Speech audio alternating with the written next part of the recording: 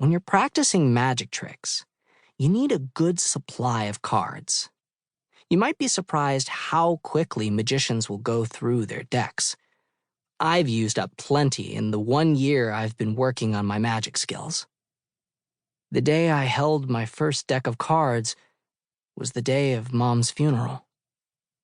The entire stage crew from her show formed a line and shook my hand one by one and whispered how sorry they were that she was gone. What an incredible loss. How tragic. Such a talent. I can't remember which hand slipped the box of cards into mine and said, "Your mom loved my magic tricks. She always said that magic is real and it's our job to find it. Here's a fresh deck so you can learn some tricks of your own. It gives me something to do when I don't know what to do." I held the cards and mumbled something I can't remember. I probably said thanks. Someone else from the stage crew shook my hand and told me, "Harrison, your mom always said you have a voice to match the angels. I hope you'll never stop singing." That night, I went home with Dad to our empty house with the colonial windows on the edge of a forest in Woodbridge, Virginia. Mom loved to hang wreaths in those windows at Christmas time. She loved the trees, and she loved to sing. But the house was quiet with her absence, and the silence hurt my ears and my heart. So I started to sing Amazing Grace.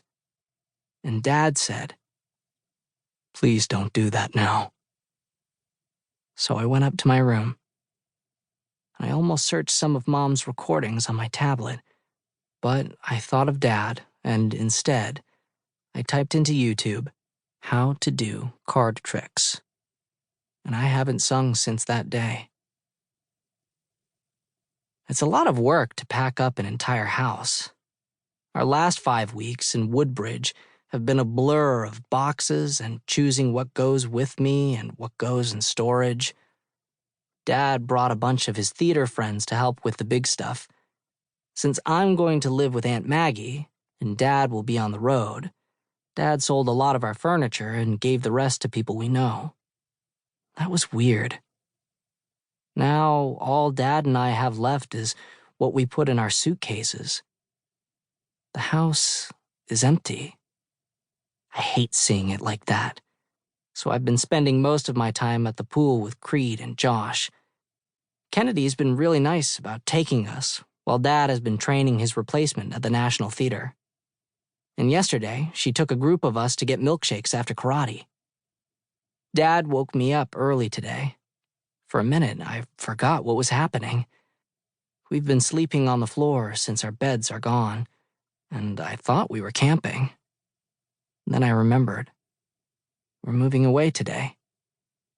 Sometimes I get a little feeling of excitement about going to Utah and visiting that Red Cliff Desert with Aunt Maggie.